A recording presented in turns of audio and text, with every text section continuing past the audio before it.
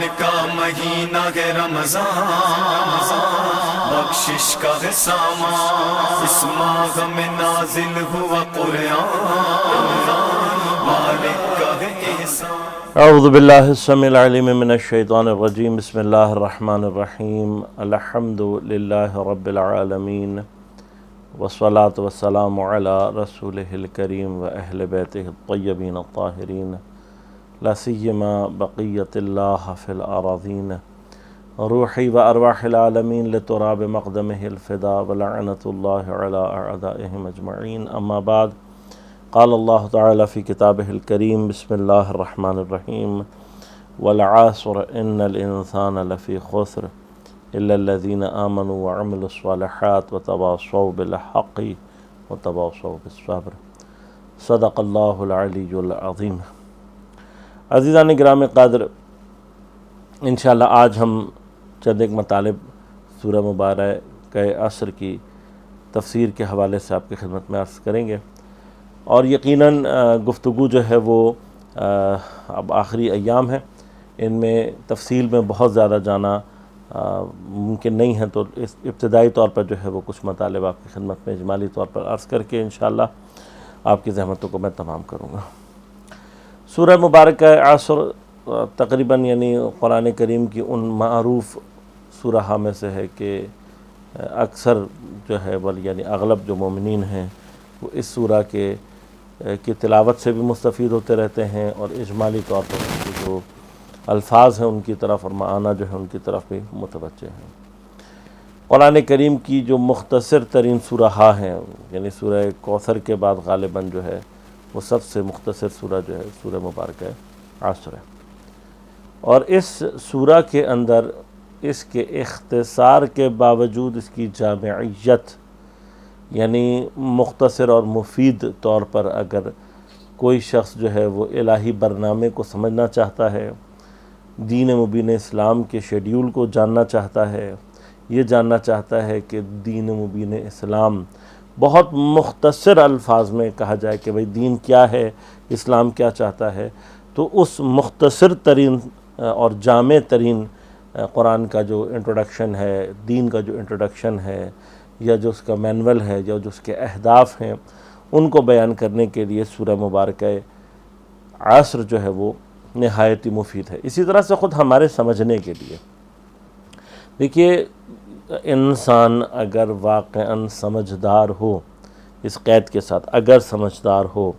واقعاً عبرت حاصل کرنا چاہتا ہو، واقعاً اپنے لیے قرآن سے ہدایت در کرنا چاہتا ہو، تو بعض اوقات انسان کے لیے ایک آدھ آیت ہی کفایت کرتی ہے۔ سورہ مبارکہ زلزال کے تفسیر کے حوالے سے اور مختلف نکات کے حوالے سے میں ایک زمانے میں مطالعہ کر رہا تھا، تو ایک عجیب واقعہ میری نظر سے گزرا۔ کہتے ہیں کہ ایک شخص جو ہے وہ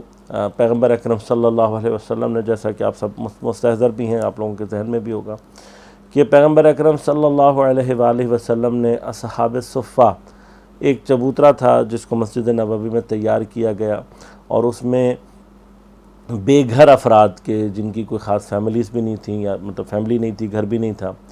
اس طرح کے افراد کو وہاں پر لا کے رکھا جاتا تھا، اور ان کو پھر پیغمبر ان میں سے بعض افراد کو جن کے اندر قابلیت تھی باقاعدہ تعلیم و تربیت دے کے ٹرین کرتے تھے، اور پھر وہ مبلغین کے طور پر جو ہے وہ کام انجام دیا کرتے تھے۔ انشاءاللہ یہ اپنی جگہ موضوعات ہیں، ان کو ڈسکس کرنا چاہیے، اس پر بحث ہونی چاہیے۔ پیغمبر اکرم صلی اللہ علیہ وآلہ وسلم کے دور میں مسجد جو تھی وہ تمام ایکٹیویٹیز کا جو مرکز تھی وہ مسجد ہوا کرتی تھی، تعلیم و تربیت سے لے کر سیاسی، اقتصادی تمام مسائل کے لیے، عدالت اور سے لے کر روزمرہ مسائل کے تمام جتنی بھی ایکٹیویٹیز تھیں وہ ساری کی ساری مسجد میں انجام دی جاتی تھیں۔ اب یہ افراد بھی یہاں پر موجود تھے، ان کو قرآن جو ہے وہ بعض کو حفظ کرایا جاتا تھا، یاد کرایا جاتا تھا، اور جو لوگ آتے تھے مثلا اطراف مدینہ میں یا خود مدینہ کے اطراف مدینہ میں رہنے والے جو لوگ چاہتے تھے، جن کو شوق تھا اور وہ آتے تھے، تو یہ ان کا کام یہ تھا کہ یہ ان کو تعلیم دیا کرتے تھے، چیزیں بتاتے تھے۔ تو کہتے ہیں کہ ایک مرتبہ کوئی شخص تھا بدو، یعنی دیہاتی شخص تھا لیکن سمجھدار تھا اور دنیا کو دیکھا ہوا تھا اس نے۔ وہ ایک مرتبہ جب اسلام قبول کر چکا تو آیا خدمت میں، اور پیغمبر کی خدمت میں آ کر اس نے کچھ کسب فیض کیا، اپنے ایمان کی گواہی دی، پیغمبر کے نبوت کی گواہی دی، پھر پیغمبر نے اس کو کسی شخص کے پاس بھیجا کہ کسی صحابی کے پاس بھیجا کہ اسے کوئی قرآن کی آیات جو ہیں وہ تعلیم کرے۔ اس صحابی نے اتفاقاً سورہ مبارکہ زلزال کی آیات کو تلاوت کیا، اور جب وہ آخری آیات کے اوپر پہنچا کہ فَمَن يَعْمَلْ مِثْقَالَ ذَرَّةٍ خَيْرًا يَرَهُ وَمَن يَعْمَلْ مِثْقَالَ ذَرَّةٍ شَرًّا يَرَهُ، تو شخص نے کہا کہ کیا یہ واقعاً آیت ہے اور واقعاً خدا ایسے ہی؟ اس نے کہا ہاں بالکل ایسے ہی، یہ آیات ہیں، پروردگار نے فرمایا ہے، اور قیامت کے دن جو ہے وہ انسان کا ذرہ برابر بھی اگر خیر ہے تو وہ اس کو جان لے گا اور اس کے سامنے آ جائے گا، اور ذرہ برابر بھی اگر شر اس نے کیا ہے تو سامنے آ جائے گا۔ وہ کچھ دیر تک اس آیات کے بارے میں غور کرتا رہا، پھر اس کے بعد اس نے کہا کہ بس میرے لیے یہ کافی ہے۔ تو وہ صحابی بڑا حیران ہوا کہ ہم یہاں پہ اتنے عرصے سے بیٹھے ہوئے ہیں، اتنا کچھ پڑھتے ہیں، ہمارے لیے جو وہ قرآن کافی نہیں ہوتا، اور ہم بعض چیزوں کو سمجھنے میں مشکلات پیدا ہوتی ہیں، اور یہ جو شخص ہے وہ ایک آیت سے جو ہے وہ کہتا ہے کہ میرے لیے یہ کافی ہے۔ تو ان کے اندر کچھ دیر مباحثہ ہوتا رہا، پھر وہ پیغمبر اکرم صلی اللہ علیہ وآلہ وسلم کی خدمت اقدس میں آتے ہیں، اور وہ شخص جب بیان کرتا ہے اور جو اس نے سمجھا ہوتا ہے، جو اس نے درک کیا ہوتا ہے، اسے جب پیغمبر اکرم صلی اللہ علیہ وسلم کی خدمت میں بیان کرتا ہے تو حضرت کے چہرے پر تبسم آ جاتا ہے، اور آپ اس صحابی کو کہتے ہیں کہ نہیں، بس اس کے لیے واقعاً اتنا کافی ہے، اور کچھ واجبات، کچھ چیزیں اس کو سکھانے کے بعد پیغمبر اکرم اس کو روانہ کر دیتے ہیں۔ دیکھیے بات یہی ہے، یعنی اگر قرآن سے کوئی ہدایت لینا چاہے تو بعض اوقات قرآن کی واقعاً ایک آیت کفایت کرتی ہے، اس اعتبار سے کہ انسان اپنے لیے لاہ عمل، اپنے لیے ڈیوٹیز، الہی ڈیوٹیز کو مشخص کر سکے اور اپنی لائف کو ان لائن کر سکے۔ یعنی اب ہمارے سمجھ لینے کے لیے یہ بات کافی ہے۔ دیکھیے ہم تمام علم کا نہ احاطہ کر سکتے ہیں، نہ ہماری اوقات، نہ ہماری حیثیت ہے۔ ہم سے جو پروردگار چاہتا ہے وہ بنیادی طور پر کیا ہے کہ جس کو آیت اللہ بہجت رضوان اللہ تعالیٰ علیہ کے خدا ان کے درجات میں اضافہ فرمائے، اور یقیناً ایک سرمایہ ملت تھے۔ آیت اللہ بہجت رضوان اللہ تعالیٰ علیہ ایک بڑا مشہور جملہ جس کو اکثر ان کے شاگرد یہ کہتے ہیں کہ حضرت کا جو ہے وہ دستور العمل بھی یہ تھا، یعنی جب لوگ ان کے پاس جاتے تو کہتے تھے کہ آپ ہمیں کوئی دستور العمل دیں، تو آپ فرمایا کرتے تھے کہ جو جانتے اس پر عمل کرو اور جو نہیں جانتے اس پہ احتیاط کرو۔ ہمارا کام نہیں، ہم تمام کے تمام جسے کہتے ہیں کہ اب عادت دینی اور اس کے تمام چیزوں کے اوپر احاطہ نہیں کر سکتے۔ اب بات یہ ہے کہ جو ہم کم از کم جانتے ہیں اس کے اوپر عمل کریں۔ مثلاً اگر ہمیں پتہ ہے کہ نماز پڑھنا واجب ہے اور اول نواقت میں نماز پڑھنی چاہیے تو اس پر عمل کریں۔ یہ جو افعال عبادی ہیں جن کو اللہ تعالیٰ نے واجب قرار دیا ہے، ہمیں معلوم ہے، اس پر عمل کریں۔ والدین کا احترام ہمیں معلوم ہے، اس پر عمل کریں۔ والدین کی اطاعت معلوم ہے، اس پر عمل کریں۔ جھوٹ وغیرہ سے پرہیز واجب ہے، یہ ہمارے سارے کے سارے محرمات ہیں، ان سے دوری واجب ہے، اختیار کریں۔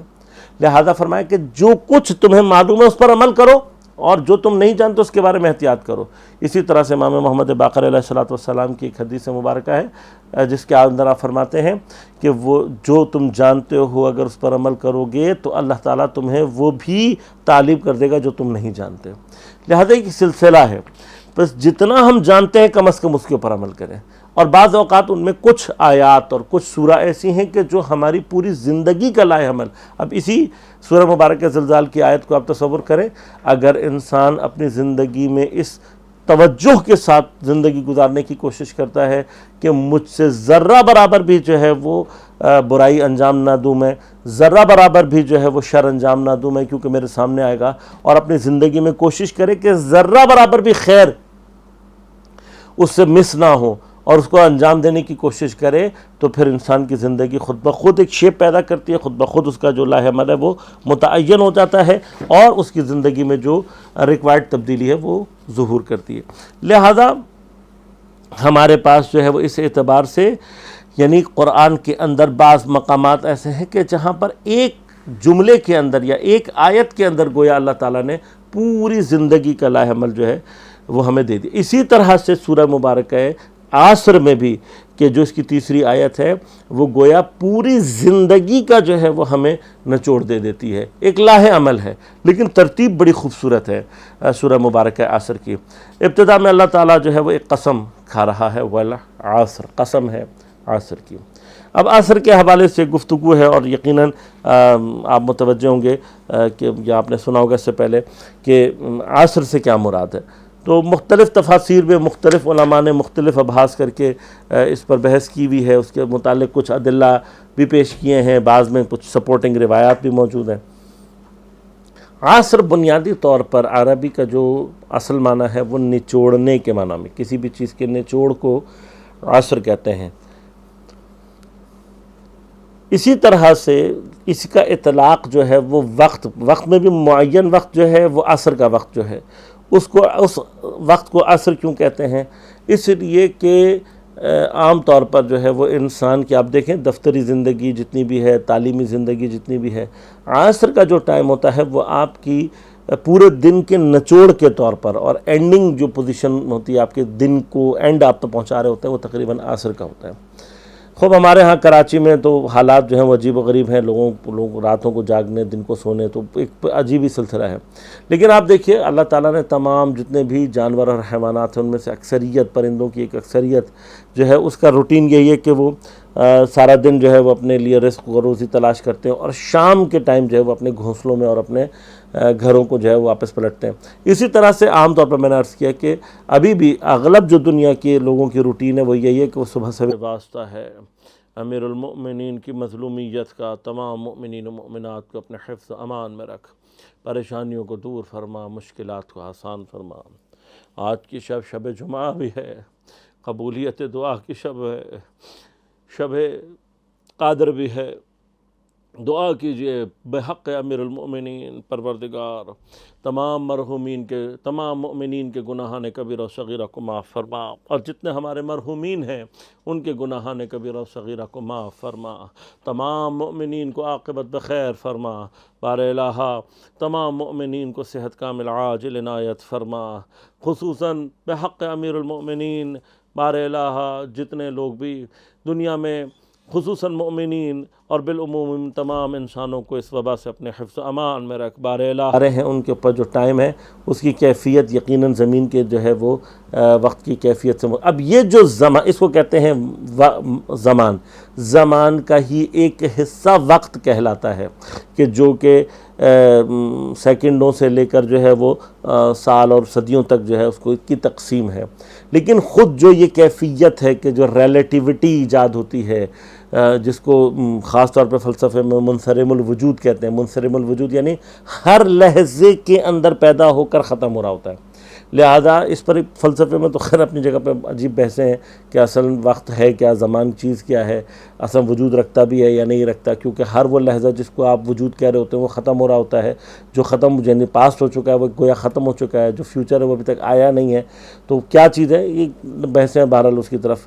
جانا مقصود نہیں ہے۔ اس کے مقابلے اب دیکھیے زمان یہ ہے، عصر اس کے مقابلے میں ایک اسپیسیفک ایریا کو اگر ڈیفائن کیا جائے تو وہ عصر کہلائے گا۔ مثلا عصر قبل از جاہلیت، عصر بعد از جاہلیت، عصر فلاں، عصر فلاں، یہ جو مطلب کہا جاتا ہے، اس میں دہر اس کے مقابلے پر کیفیت زمانی جو ہے اس کو اگر آپ ریلیٹیوٹی کی کیفیت سے باہر نکال کے تصور کریں تو ایک معنی دہر کا ہے، اور وہ جو دہر کا معنی ہے وہ فلسفی کیفیات کے ساتھ ہے کہ یقیناً میں اس کی بھی تفصیل میں نہیں جانا چاہوں گا۔ لہذا صرف سمجھانا یہ چاہتا ہوں کہ جب عصر کہا جاتا ہے اور عصر سے معنی زمانہ لیا جائے تو پھر عصر جو ہے وہ خاص زمانے کے اوپر دلالت کرتا ہے۔ کیوں کہا میں نے آپ سے یہ گفتگو؟ اس لیے کی تاکہ آپ کو یہ سمجھا سکوں کہ جب عصر کے حوالے سے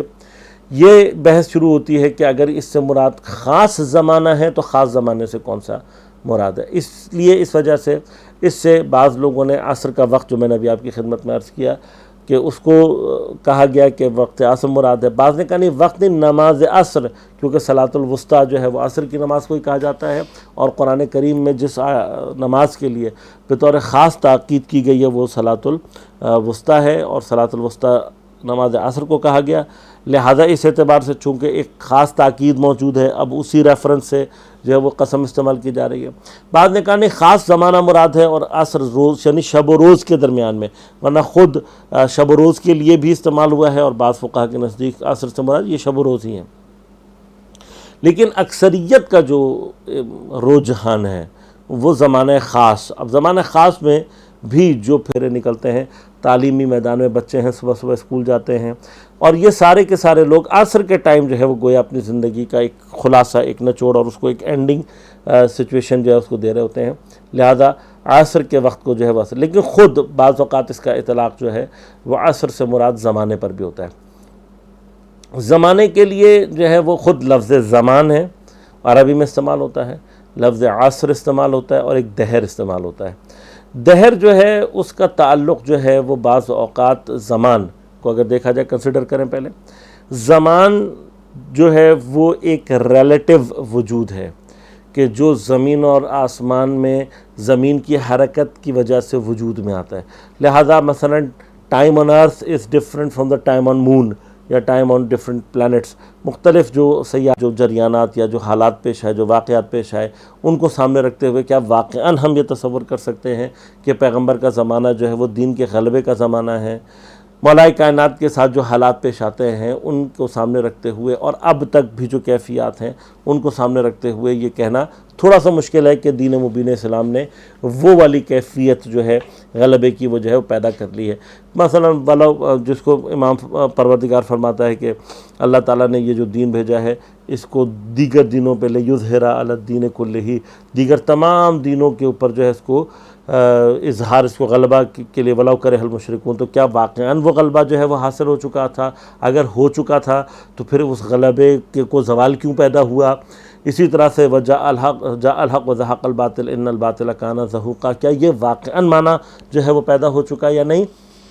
جب ہم ان کے اوپر بحث کرتے ہیں تو ہمیں محسوس ہوتا ہے کہ وہ جو دوسرا احتمال ہے زمانہ خاص سے، کہ جس کو علماء نے اور بعض روایت نے بھی بیان کیا کہ زمانہ حضرت امام زمانہ علیہ السلام، آپ کے ظہور کا زمانہ، کہ جس کے اندر سارے کے سارے علماء چاہے شیعہ ہوں چاہے سنی ہوں اس بات پر متفق ہیں کہ وہ زمانہ غلبہ حق ہوگا، دین مبین اسلام اپنی تمام تراب و تاب کے ساتھ دنیا پر حکومت کرے گا، حکومت الہی، حکومت عادل انشاءاللہ قائم ہوگی۔ اور اسی زمانے کے اعتبار سے یعنی اب وہ زمانہ کہ جو حق کے غلبے کا زمانہ ہے، وہ زمانہ کہ جو انسان کو خسران سے نکال کر اس کے جو حقیقی مراتب اس کو عطا کرنے والا زمانہ ہے، یقیناً وہ زمانہ جو ہے اس قابل ہے کہ اس کی قسم کھائی جائے۔ لہذا اب تک ہم جو بحث کی وہ یہ ہوئی کہ عصر سے جو مراد ہے وہ پیغمبر کا زمانہ بھی لیا جا سکتا ہے، لیکن قوی ترین جو احتمال ہے وہ امام زمانہ علیہ السلام کا عصر ظہور مراد ہے۔ خوب، اب اگر عصر ظہور مراد ہے تو اب عصر ظہور اور اس سے پہلے کی جو صورت ہے، یعنی وہ زمانہ کیا ہے انسان کے کمال تک پہنچنے، خلقت کا جو ہدف ہے انسان کا، سخر لکم ما فی السماوات و ما فی الارض، دین کے غلبے کا، لیظہر علی الدین کلہ ولو کرہ المشرکون، یہ ساری کی ساری جو کہ واللہ متم نورہ سے لے کر جتنے بھی یہ سارے کے سارے مراتب ہیں، ان تمام کو جو ہے وہ ہم دیکھتے ہیں کہ حاصل کرنے کا جو زمانہ ہے وہ امام زمانہ علیہ السلام کا زمانہ ہے۔ خوب، اس زمانے کی قسم کھا کر اللہ تعالیٰ ارشاد فرما رہا ہے ان الانسان لفی خسر۔ تحقیق ان تاکید کے لیے لفی خسر کا جو لام ہے وہ بھی تاکید کے لیے ہے۔ الانسان، انسان جنس ہے، اور جب اس کے پاس جنس کے اوپر جو ہے وہ الف لام آ جائے، محلہ بے الف لام ہو جائے تو پھر وہ یفید العموم ہوتا ہے۔ یفید العموم جب کہ الانسان یعنی جنس ہے انسان میں سے کوئی بھی پھر ایسا نہیں ہے کہ یعنی جس کے اوپر بھی انسان صدق کرتا ہے۔ اب لازم آتا ہے جب یہ کہا جائے گا کہ جس کے اوپر بھی انسان صدق کرتا ہے تو اس میں بعض اوقات حتیٰ انبیاء اور ائمہ بھی شامل ہو جاتے ہیں، یعنی اللہ تعالیٰ بطور کلی جنس سے انسان جہاں پر بھی تطبیق کرے گا اس کو سامنے رکھتے ہوئے فرما رہا ہے ان الانسان لفی خسر، بطور عمومی انسان کیا ہے؟ خسارے میں۔ میں پہلے خسارے کی کیفیت کو آپ کی خدمت میں عرض کر دوں کہ خسارہ ہم جب اردو میں معمولاً ترجمہ کرتے ہیں تو ہمارے ہاں ترجمہ کیا جاتا ہے کہ انسان جو ہے وہ کس میں ہے؟ نقصان میں ہے۔ نقصان میں اور خسارے میں فرق، ہمارے ہاں اردو میں معمولاً نقصان خسارے کے معنی میں استعمال ہونا شروع ہو گیا ہے، لیکن میں تھوڑی سی وضاحت کے ساتھ یہاں پر بات آپ کی خدمت میں عرض کر دوں کہ نقصان میں اور خسارے میں کیا فرق ہے۔ نقصان جو ہے عربی میں وہ نقص سے نکلا ہے، نقص کمی کو کہتے ہیں۔ اب کمی جو ہوتی ہے وہ کبھی کبھار حقیقی ہوتی ہے، کبھی کبھار ایون ریلیٹیو ہوتی ہے، اور کبھی کبھار جو ہوتی ہے وہ کمی جب ہم ریلیٹیو کہہ رہے ہوتے ہیں، کمی حقیقی طور پر خسران ہونا اس کا ضروری نہیں ہے۔ دیکھیے، خسران کا بہرحال جب بھی لفظ آتا ہے تو اس سے انسان کا ذہن تجارت کی طرف جاتا ہے، فائدہ اور نقصان جب کہا جا رہا ہوتا ہے تو انسان کا ذہن معمولاً تجارت کی طرف جا رہا ہوتا ہے۔ تو میں تجارت سے ہی مثال آپ کو دوں کہ اگر میرا ریلیٹیولی پروفٹ کم ہوتا ہے تو اس کو نقصان کہا جائے گا، لیکن یہ خسارہ نہیں ہے۔ کیونکہ مجھے پروفٹ تو بالآخر ہوا ہے۔ پروفٹ کا ہونا کبھی بھی جو ہے، جب تک پروفٹ موجود ہے، چاہے وہ بہت تھوڑا ہی پروفٹ کیوں نہ ہو، خسارے کا لفظ عربی میں استعمال نہیں کیا جا سکتا۔ آپ کو ایکسپیکٹڈ تھا میں 1 لاکھ روپے کا یا 10 لاکھ روپے کا پروفٹ اٹھا لوں گا، 10,000 کا ہوگا، کہاں 10 لاکھ کہاں 10,000۔ آپ تو مثلا جسے کہتے ہیں کہ جو کیپٹلسٹ ہے وہ تو سر پکڑ کے بیٹھ جائے گا اور زور زور سے دھاڑے مار مار کے چیخے گا، کہے گا مجھے نقصان ہو گیا۔ لیکن عربی کے اعتبار سے یہ نقصان صحیح ہے۔ وہ جو ہم اردو میں معنی کرتے ہیں خسارے کا معنی یہاں پر صحیح نہیں، خسارہ نہیں ہوا اس کو۔ خسارہ کب ہوتا ہے کہ جب آپ کا جو راس المال ہے، آپ کا جو مین کیپٹل ہے، ایون وہ واپس نہ نکلے۔ مثلا آپ نے انویسٹمنٹ کی تھی 1 کروڑ روپے کی، آپ کو ایکسپیکٹڈ جو پروفٹ تھا وہ تھا 10 لاکھ روپے، یعنی کیا ہوا، آپ نے جب انویسٹمنٹ کی 1 کروڑ کی، اب جب آپ کو ریٹرن آئے گا سارا تو بنے گا 1 کروڑ 10 لاکھ، ٹھیک ہے۔ اس میں 1 کروڑ تو آپ کا کیپٹل ہے، 10 لاکھ آپ کا پروفٹ ہے۔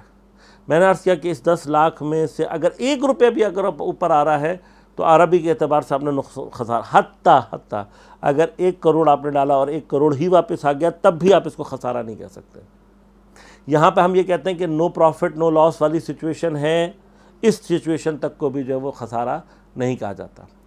خسارہ یہ کب بنے گا کہ جب خدا نخواستہ کوئی 1 کروڑ تو لگا دے، واپسی پہ اس کے جو ہے وہ صرف 90 یا 99 لاکھ واپس نکلے، 1 آدھ لاکھ۔ اب جو یہ 1 لاکھ کم ہے یہ اس کے اصل سرمایے سے کم ہے، اسے کہا جاتا ہے خسارہ۔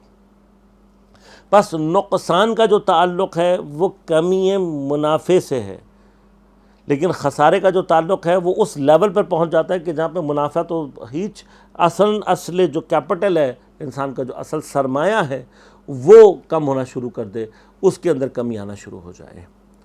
بس اگر اب ہمیں یہ بات یہاں پر سمجھ میں آ گئی ہے اور ہم نے اس کو کنسیڈر کر لیا کہ نقص میں اور خسران میں کیا فرق ہے، تو اب ہمیں تھوڑا سا یہ سمجھنا آسان ہو گیا کہ جب اللہ تعالیٰ فرما رہا ہے کہ ان الانسان لفی خسر، لام تاکید ہے، حتماً ہے خسارے کے اندر، تو یہ حتماً جو خسارہ ہے جس کو کہا ہے اللہ تعالیٰ نے، اب سرمایہ اصلی اگر کم ہو رہا ہے اور سرمایہ آپ کا جو مین کیپٹل آپ نے لگایا وہ تک آپ کو ریٹرن نہیں مل رہا، تو اس کا مطلب ہے کہ ہم کہاں کھڑے، ہمیں غور کرنے کی ضرورت ہے۔ لیکن جب دیکھیے اب آپ جہاں پر ہم نے پروفٹ کی بات کی، جہاں ہم نے خسارے کی بات کی، جہاں ہم نے کیپٹل اماؤنٹ کی بات کی، تو اب یہ سارے کا سارے اکنامکس ہے، تو انسان فوراً متوجہ ہوتا ہے۔ اب خسران کا مطلب یہ کہ کوئی معاملہ ہوا ہے، خاص طور پہ کوئی تجارت ہے جس کی طرف نظر کی جا رہی ہے، تو کون سا معاملہ ہے، ہم کون سی تجارت کر رہے ہیں، کیا واقعاً کوئی ایسا معاملہ ہے کہ جس کے بارے میں بات کی جا رہی ہے؟ یہ جو خسر کہا جا رہا ہے، کیا تجارت سے مراد، اس سے مراد تجارت ہے؟ نہیں، تجارت نہیں ہے، تجارت نہیں، بلکہ انسان کی حیات کے اصلی سرمایہ کی طرف اشارہ کیا جا رہا ہے اور اس کے سرمایہ اصلی سے متعلق بات کی جا رہی ہے۔ اب پھر دیکھیے سرمایہ اصلی میں ہمارا، پہلے تو اب یہ سوچیں کہ تجارت کیا ہے، یعنی وہ کون سی تجارت ہے جس کی ہم بات کر رہے ہیں، ہمارے پاس مین کیپٹل کیا چیز ہے جس کی طرف بات کی جا رہی ہے، اور پھر اللہ تعالیٰ فرما رہا ہے کہ وہ نقصان میں۔ البتہ آگے کی آیت جو ہے وہ سارے مطلب کو واضح کر دیتی ہے، الا الذین آمنوا وعملوا الصالحات وتواصوا بالحق وتواصوا بالصبر، یہ سارے کے سارے جو جملے، یہ جو 4 چیزیں ہیں، یہ واضح کر دیتی ہیں کہ یہاں پر جو ہے وہ خسران سے کیا مراد ہے۔ لیکن اب آ کر اس کو تھوڑا سا، تجارت کیا ہے؟ پھر تجارت یہ ہے کہ ہم نے کوئی معاملہ، کوئی چیز سپینڈ کرنی ہے، کوئی چیز خرچ کرنی ہے، تو اب ہم وہ چیز خرچ ایسے کریں کہ ہمیں کم از کم پروفٹ حاصل ہو، ایٹ لیسٹ بھی اگر ہم بات کریں ایٹ لیسٹ، تو ایسا ہو کہ ہمارے پاس نو پروفٹ اینڈ لاس سچویشن ہو، ہم اپنے اس سرمایہ اصلی میں کمی کی کیفیت کے ساتھ خدا کے حضور میں نہ پہنچیں۔ اب ہر وہ شخص کے جو اپنے کیپٹل اماؤنٹ کو جو ہے وہ صحیح سے استعمال نہیں کر سکا اور اس کے اندر اس کی کمی پیدا ہو گئی، اس شخص کے لیے اللہ تعالیٰ کہتا ہے کہ یہ کس میں خسران۔ بس ہم دنیا میں آئے ہیں اور ہم نے کسی قسم کا کوئی معاملہ کرنا ہے، اس معاملے کی کیفیت، ہم نے کوئی تجارت کرنی ہے، اس تجارت کی کیفیت ایسی ہونی چاہیے کہ at least at the end of that thing جو ہے وہ ہم کیا کریں، کس جگہ پہ کھڑے ہوئے ہوں، کم از کم بھی اگر ہو تو وہ یہ ہو کہ نو لاس اینڈ نو پروفٹ ہو، کم از کم۔ اب جب ہم نے یہ ساری باتیں سمجھ لیں تو اب ہم اس بحث کی طرف جا رہے ہیں کہ what is the capital. Capital کیا ہے؟ کیا چیز ہے جو ہمیں دی گئی ہے کہ جب ہم دنیا میں آتے ہیں وہ چیز ہمارے ساتھ ہوتی ہے اور ایٹ دی اینڈ لائف میں ہمارے ساتھ رہتی ہے، اور پھر اس کے بعد جو ہے اس کا حساب کتاب کیا جاتا ہے، اس کے بارے میں سوال کیا جائے گا کہ ہاؤ یو اسپینڈ اٹ۔ اب دیکھیں خود بخود چیزیں اپنے مقصد کی طرف جانا شروع ہو گئے۔ ہم سے کس بات کا سوال کیا جائے گا؟ One of the most important question جو کہ قبر کے اندر ہوگا وہ ہماری عمر کے مطابق ہوگا، زندگی کے متعلق ہوگا۔ روایات ناظر ہیں، متفق علیہ احادیث موجود ہیں کہ آپ سے آپ کی عمر کے بارے میں سوال کیا جائے گا۔ بس the capital amount we have, the capital جس کو اب ہم نے تجارت کرنا ہے، that capital is our own life، یہ ہماری لائف ہے۔ اس کو اب اللہ تعالیٰ، اب دیکھیے ادھر ایک اور بھی مسئلہ ہے کہ جس کو حل ہونے کی ضرورت ہے کہ اور حل ہو جاتا ہے۔ یعنی ہم یہ دیکھتے ہیں کچھ لوگوں کی لائف چھوٹی ہے، کچھ لوگوں کی بڑی ہے۔ کوئی شخص جو ہے وہ جوانی میں یا بچپنے میں مر جاتا ہے تو وہاں پر بعض اوقات ایک جملہ کہا جاتا ہے، ابھی تو اس کے کھیلنے کے دن تھے، ارے یہ تو بڑی جوانی میں مر گیا، اس کے بھی مرنے کے دن نہیں تھے۔ ہو دا ہیل آر وی؟ ہماری حیثیت کیا ہے کہ ہم کسی کے بارے میں یہ کہیں کہ اس کے کون سے دن تھے کون سے دن نہیں تھے، اس نے ابھی مرنا نہیں تھا۔ کہتے ہیں ابھی یہ کیوں مر گیا، ابھی اس نے تو اب مرنا نہیں تھا۔ کون آپ کون ہیں، میں کون ہوں؟ دیکھیے یہ ٹھیک ہے کہ ہماری ایک جنرل آبزرویشن یہ ہے کہ لوگ جو ہے وہ 60 70 80 سال تک زندہ رہتے ہیں، مگر اس جنرل آبزرویشن کا مطلب ہرگز یہ نہیں ہے کہ ہمیں کسی نے یہ اختیار دے دیا ہے کہ ہم کسی کے بارے میں یہ بات کریں کہ اس کو کتنا زندہ رہنا چاہیے تھا، کتنا زندہ نہیں رہنا چاہیے تھا۔ اصل ہمارا تعلق کیا ہے اس معاملے سے؟ کوئی تعلق نہیں ہے۔ یہ زندگی یحیی و یمیت، پروردگار وہ زندگی دیتا ہے، وہ مارتا ہے۔ اب اس کو پتہ ہے، اس کو اپنے علم سے پتہ ہے کہ میں نے کس کو کتنی زندگی دینی ہے۔ لہذا عزیزان من، ایک بعض اوقات ہمارے ذہنوں کے اندر یہ سوال رہتا ہے نا کہ اس زلزلے میں بہت سارے لوگ مر گئے، یا مثلا وبا میں بہت سارے لوگ مر گئے، یا مثلا جو ہے وہ کسی سیلاب میں یا کسی ایسی آفت میں، آسمانی آفت کے اندر مر جاتے ہیں، تو ہم یہ سمجھتے ہیں کہ کوئی نوعی ظلم ہو رہا ہے۔ دیکھیے لوگوں کا اپنے عزیز و اقارب سے جدا ہو جانا، انسانی لائف میں اتنے بہت سارے افراد کا ایک ساتھ مر جانا ہماری لائف کے اوپر جو ہے اس کا امپیکٹ ضرور ہوتا ہے، لیکن ہمیں کس نے حق دیا ہے کہ ہم ان کے بارے میں یہ تصور کریں کہ نہیں جی اس نے تو بہت جینا تھا، اللہ تعالیٰ نے اس کو بابا مارنے کو اس کا حق ہے۔ اس نے ڈیفائن کیا ہوا ہے کہ میں نے کتنی زندگی کرنی ہے، فلاں نے کتنی زندگی کرنی ہے، کون کتنے عرصے یہاں پر رہے گا۔ لہٰذا یحیی و یمیت، یہ جو دعا کے الفاظ ہیں، لا یملک لنفسی نفعا ولا ضرا ولا موتا ولا حیاتا ولا نشورا، کہ پروردگار میں اپنے لیے، اپنی ذات کے لیے کسی بھی چیز کا اختیار نہیں رکھتا ہوں۔ لا یملک، میرے پاس کسی چیز کی ملکیت نہیں ہے، میرے پاس کسی چیز کا اختیار نہیں ہے، نہ نفع کا، نہ نقصان کا، نہ حیات کا، نہ ممات کا، نہ دوبارہ اٹھائے جانے کا، میرا صرف کوئی ربط نہیں ہے۔ We have to understand this۔ اب غور کیجئے گا کہ جب اللہ تعالیٰ وہ اپنے علم سے جانتا ہے کہ میں نے کس کو کتنے عرصے زندہ رکھنا ہے، بس یہ جو تصور ہے ہمارا کہ ہم یہ سوچتے ہیں کہ جی زلزلے میں مر گئے تو یہ کوئی کسی طرح کا کوئی ظلم ہے، کوئی ظلم نہیں ہے، اللہ کی طرف سے کوئی ظلم نہیں ہے۔ اس نے طے کیا ہوا ہے، جس کو جتنی عمر دینی تھی اس کو اس نے اتنی عمر دی ہے، جس نے جتنی عمر میں آ کے مرنا تھا۔ ہاں یہ البتہ اپنی جگہ ایک بحث ہے کہ انسان کی کچھ زندگی جو ہے وہ جسے کہنا چاہیے کہ ایک لائف انسان کی یا ایک موت جو ہے وہ انسان کی حتمی ہوتی ہے، غیر حتمی ہوتی ہے۔ معمولاً جو روایت میں آیا ہے کہ حتمی موت جو ہے وہ دیر تک ہے، انسان اپنے افعال سے، اپنے انجام سے اب کچھ اس طرح کے کام انجام دیتا ہے کہ اس کی لائف جو ہے وہ شارٹن ہو جاتی ہے، جس میں سے ایک اہم ترین عمل جو ہے وہ قطع رحمی ہے۔ اپنی فیملی والوں کے ساتھ، اپنے جو ارحام ہیں ان کے ساتھ قطع رحمی کرنا، ان کے ساتھ دوری اختیار کرنا، یہ جو چیز ہے اس کے بارے میں پیغمبر فرماتے ہیں، ائمہ نے بڑی شدت کے ساتھ فرمایا کہ انسان کی لائف کو جو چیز شارٹ کر دیتی ہے، کوتاہ کر دیتی ہے، وہ جو حتمی موت سے پہلے انسان کو مار دیتی ہے، ان میں سے one of the most important جو گناہ ہے وہ قطع رحمی۔ لہٰذا صلہ رحمی کیجئے، زیادہ سے زیادہ کیجئے، اور اپنی عمر کو طولانی کیجئے اور اپنی عمر کو بیشتر کیجئے۔ لہذا اب دیکھیں، پس وہاں جو لوگ مر رہے ہیں علم الہی کے اعتبار سے ان کی زندگی مشخص اور معین ہے، لہذا وہاں پر یہ بحث ہے ارے بیچارے کا کیا گناہ، یعنی آپ یہ سمجھ رہے ہیں کہ زلزلے میں جو مرے وہ صرف گناہگار ہیں؟ نہ، اصل اس کا ربط ہی نہیں ہے۔ وہ جو زلزلہ آیا ہے اس کے اندر جو یا سیلاب آیا ہے اس کے اندر جو لوگ مر رہے ہیں ان کی عمر اللہ تعالیٰ نے اور ان کی موت کا سبب اللہ تعالیٰ کے علم میں ہے کہ اس نے ایسی دنیا سے جانا ہے۔ لہذا اس خدا نخواستہ اس کو ظلم سمجھنا یا اس کو ضرر سمجھنا یا اس کو شر سمجھنا، چونکہ وہ شر ہماری نسبت سے ہوتا ہے، لیکن اگر ہمیں حکمت الہیہ سمجھ میں آ رہی ہو، ہمیں پر دیکھ کہ میں پھر سے کہوں گا کہ کسی عزیز کا، کسی ساتھی کا، کسی انسان کا ہم سے جدا ہو جانا یہ ایک ایسی کیفیت ہے کہ جس کا ہمارے نفوس پر اثر ہونا چاہیے، یہ رقت قلبی۔ مثلا فلسطین کے اندر جو ہے وہ تباہی ہو رہی ہے لیکن میرے اوپر جو ہے اس کا کوئی اثر نہیں ہو رہا، یمن میں جو ہے وہ اتنے عرصے سے جو ہے وہ تباہی مچی ہوئی ہے میرے اوپر، کشمیر میں ظلم ڈھایا جا رہا ہے۔ اب آپ 1 مہینہ لاک ڈاؤن ہوئے، آپ کو پتہ لگا ہے کشمیریوں کے ساتھ کیا گزر رہی ہے، فلسطینیوں کے ساتھ کیا گزر رہی ہوگی، یمنیوں کے ساتھ کیا گزر رہی ہوگی۔ آپ کو تو پھر بھی میڈیکل اسٹور آپ کے کھول دیے گئے، ہاسپٹل آپ کے کھلے ہوئے تھے، تندور آپ کے کھلے ہوئے تھے، صرف لاک ڈاؤن میں آپ کی بعض اکنامک ایکٹیویٹیز ڈسٹرب ہوئی ہے، اس نے آپ کو حیران و پریشان کر دیا ہے۔ یمن میں جو 5 سالوں سے اتنی خوفناک، اور جہاں جو ہے وہ UN نامی جو ہے وہ بدماش ادارے کا، جو کہ دنیا کے سب سے زیادہ ظالم اور بدماش جو ہیں، امریکہ، یورپ اور اس طرح کے ممالک، ان کا سب سے بڑا جو ہے نا وہ ایجنٹ اور ان کا سب سے بڑا جو ہے وہ اعلیٰ کار جو ہے یونائٹڈ نیشن، مل کر جناب جہاں چاہتے ہیں، جس کے اوپر چاہتے ہیں اقتصادی پابندیاں لگا دیتے ہیں۔ تمام تر ظالموں کا جو ہے نا وہ اجرا کرنے والا ادارہ یہی ہے، اور ہم اس کے سامنے جو ہے نا بھیک مانگنے کے لیے کھڑے ہوئے ہیں۔ ہماری کوئی، جب تک ہمارے اپنے اوپر مصیبت نہیں آتی ہم متوجہ نہیں ہوتے کہ کیا ہو رہا ہے دنیا میں، اور اگر ہم متوجہ نہیں ہو رہے تو غور کیجیے گا، یعنی اس کا معنی یہ کہ ہم نوع انسانیت سے اپنے آپ کو خارج کر رہے ہیں، اپنے ہم نوعان کے اوپر۔ مثلا آپ کسی جو ہے وہ جانور کو دوسرے، کام روایت میں موجود ہے کہ دوسرے جانوروں کے سامنے مت کاٹو، اس کو ذبح مت کرو اس کو، حتیٰ وہ اپنے اہم نوعان کے اوپر ہونے والے ظلم کی جو کیفیت ہے اس کو برداشت کرتے ہیں ان کے اوپر۔ اب مثلا آپ قربانی کر رہے ہیں، وہ آپ کو کہنے لگے کہ ظالم ہے، آپ کو پتہ ہے نا کہ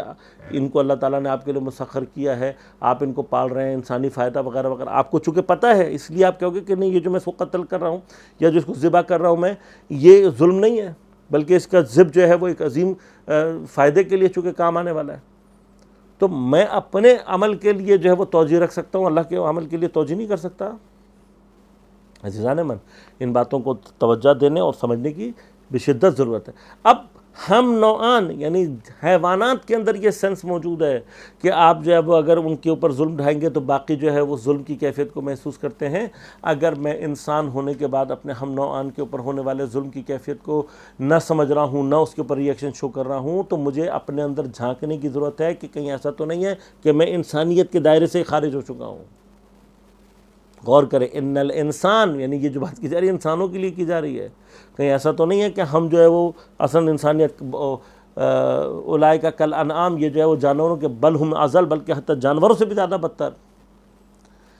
لہذا عزیزان من، اب جب بات کی جا رہی ہے تو کس چیز کی بات ہے؟ عمر۔ یہ کیپٹل ہمیں کس نے دیا؟ پروردگار نے، اور اس کیپٹل کو دینے کے بعد دنیا کے اندر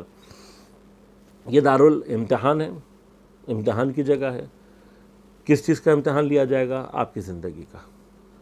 کیسے امتحان لیا جائے گا؟ How you spend your life. اب یہ زندگی میں نے کیسے گزارنی ہے؟ اب دیکھیں بات یہ کہ ہم سب سپرمین نہیں بن سکتے کہ سپرمین بن جائیں اور یوں کر کے ہم جلدی سے، یوں کر کے ہم نے کیا، کتاب یاد ہو گئی ہمیں، فلاں چیز بھی آ گئی ہمیں، نہیں، we are not superman. And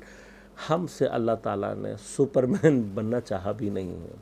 وما خلقت الجن والانس الا لیعبدون نہیں ہے یہاں پہ، اگر آپ عربی قواعد کے اعتبار سے دیکھیں، اپنی عبادت کے لیے میں نے خلق کیا ہے۔ بس یہ آیت یہ سمجھا رہی ہے کہ میری خلقت کا ہدف عبادت ہے۔ عبادت سے مراد، یہ اتفاقاً کسی نے سوال بھی کیا تھا، اچھا ہو گیا کہ نہیں، وہ کسی اور جگہ پہ شاید ہوا تھا، اب مجھے خود یاد نہیں آ رہا کہ یہاں ہوا تھا یا کسی اور لیکچر میں، لیکن جہاں پر بھی ہوا تھا سن لیجیے کہ انسان کی خلقت کا جو ہدف ہے وہ ہے یعبدونی، پروردگار کی عبادت کرے۔ بس ہمیں یہ بھی سمجھ میں آ گیا کہ عمر ہمیں دی گئی ہے، اس عمر کو میں نے کہاں صرف کرنا ہے؟ عبادت میں۔ اب عبادت میں صرف کرنے سے مراد کیا آیا؟ یہ ہے یعبدونی جو کہا گیا ہے، تو عبادت جو ہے وہ افعال عبادی میں جو ہے وہ مخصوص ہے، محدود ہے۔ افعال عبادی سے مراد نماز، روزہ، زکوٰۃ، حج وغیرہ وغیرہ۔ کیا صرف یہی عبادت ہے؟ کیا صرف یہی عبادت ہے کہ نہیں؟ اللہ تعالیٰ نے نماز کو واجب قرار دیا ہے، نافلہ کو بیان کر دیا ہے، اس سے زیادہ اس نے ہم سے نہیں چاہا۔ کہیں نہیں چاہا اس نے کہ میں ہر چیز دنیا کی چھوڑ دوں اور صرف نماز پڑھتا رہوں. اس نے پورے سال میں میرے پر جو ہے وہ روزوں کو جو ہے واجب کیا ہے، کچھ مستحب اور ان کی اہمیت اور قیمت مجھے بتا بھی دیے روایات کے ذریعے سے. باقی جو ہے وہ جو سسٹم ہے کہ پہلی، درمیانی اور آخری مہینے کی تاریخوں میں روزہ رکھ کے پورے مہینے کے روزے کا ثواب لیں وغیرہ وغیرہ، یہ سب کچھ ہے. اس سے زیادہ نہیں، اللہ نے نہیں چاہا کہ ہم سارے سال روزہ رکھیں. حج زندگی میں ایک ساتھ استطاعت کی قید کے ساتھ، زکوٰۃ و خمس جو ہے وہ استطاعت اور واجب کی کیفیت ہونے کے ساتھ کہ جب ہمارے پاس کا مقدار پوری ہو جائے یا ہم اس جگہ پہنچ جائیں تو ہمارے لیے واجب ہے. بس ان سب کو محدود کر کے اللہ تعالیٰ یہ بتانا چاہتا ہے کہ اس نے تمہاری زندگی میں ان افعال عبادی کو، اچھا وہ بھی ہمارے رشد و کمال کے لیے ہے، ان کو واجب کر دیا. اب واجب کرنے کے بعد میں نے باقی جو اپنی لائف ہے اس کو کہاں اسپینڈ کرنا ہے؟ تو اللہ تعالیٰ فرماتا ہے مردوں کے لیے کہ کسب حلال، 9 حصے عبادت کے اللہ تعالیٰ نے کسب حلال پر رکھا. اب ہم یہ سمجھتے ہیں کہ یہ 9 حصے بعد کے، نہ، یہ 9 حصے پہلے کے ہیں. یعنی حتیٰ وہ جو ایک حصے میں نماز، روزہ، زکوٰۃ، حج وغیرہ وغیرہ سے لے کے باقی تمام عبادات، تمام عبادات، وہ ایک طرف ہے کسب حلال، ایک طرف.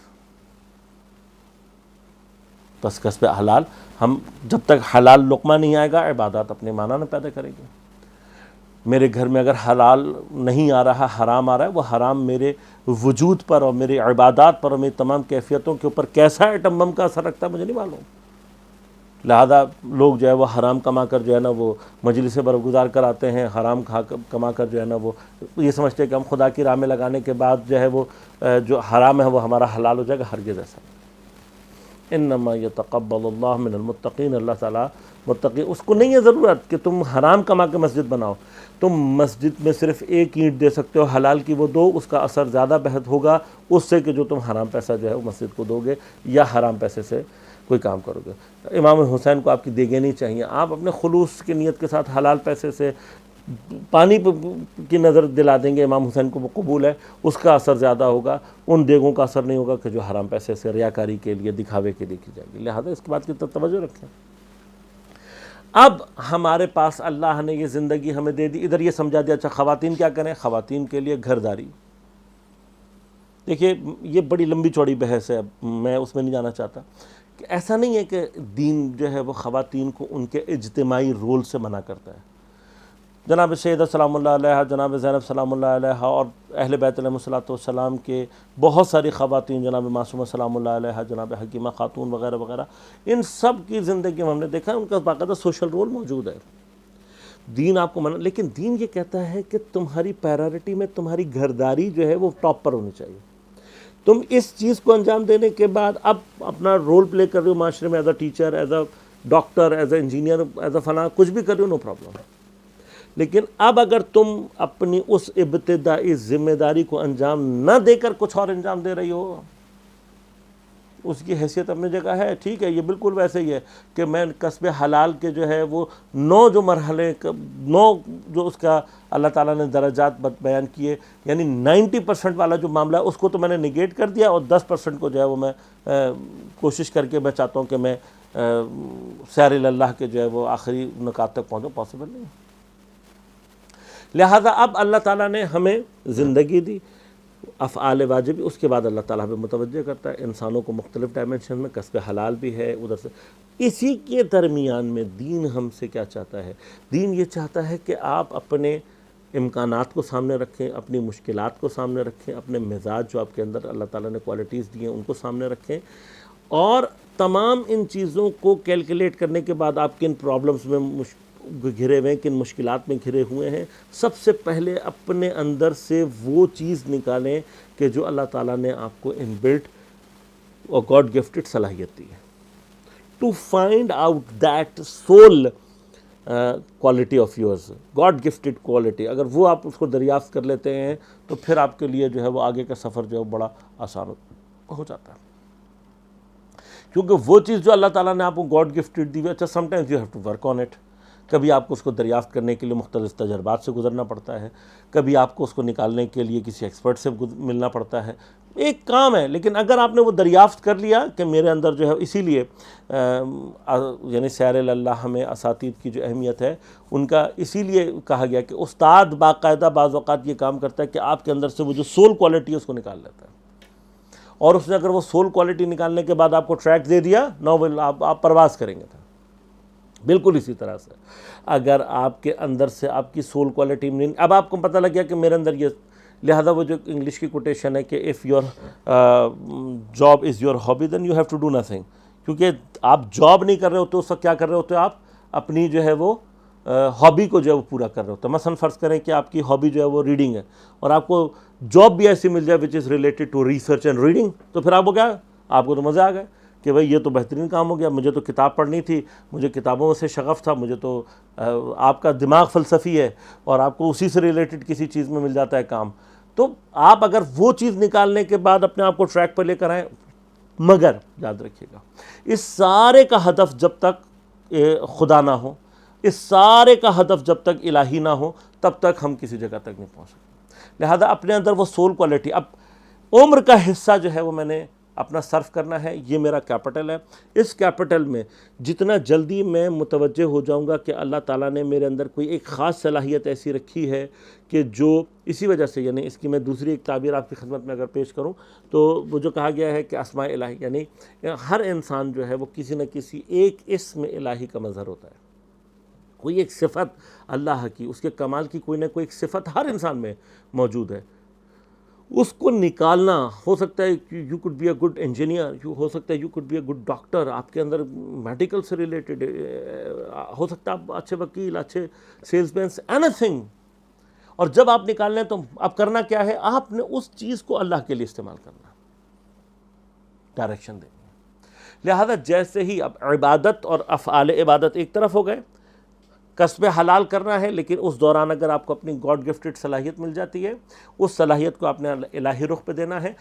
جتنا آپ اس کو الہی رخ پہ ڈالنے کے بعد قربتاً الی اللہ، اللہ سے قربت کے لیے جتنے اخلاص کے ساتھ عطا کرتے چلے جائیں گے، اس کی عبادی کیفیتوں کے اندر وزن بڑھتا چلا جائے گا. لہٰذا اب اگر اس ساری کیفیت کو کسی ایک جگہ پہ فوکس کر کے نتیجہ نکالنا ہے، آ جائے خندق کے اندر آپ کو ملے گا کہ جہاں پر ایک زردہ ود ان سیکنڈز ایک عمل انجام دیا جا رہا ہے، اس ایک ود ان سیکنڈ عمل کو اللہ تعالیٰ کا نبی کہہ رہا ہے کہ ضربۃ علی یوم الخندق افضل من عبادت الثقلین.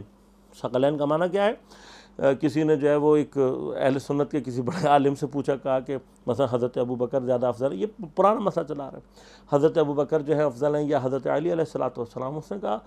عبادت الثقلین، ثقلین کا معنی تمام اصحاب، تمام انصار، تمام مہاجرین، تمام تابعین سے لے کر قیامت تک آنے والے، اور ابتدائی خلقت سے لے کر انتہائی خلقت تک کے جتنے بھی انسان ہیں، ان کی جتنی بھی عبادتیں ہیں، ان کا جتنا بھی آپ تصور کر لیں، وہ سب ایک طرف علی کی ایک ضربت، تو سب مل کر علی کی ایک ضربت کا مقابلہ نہیں کر سکتے، تم ان کے درمیان میں تقابل کر رہے ہو.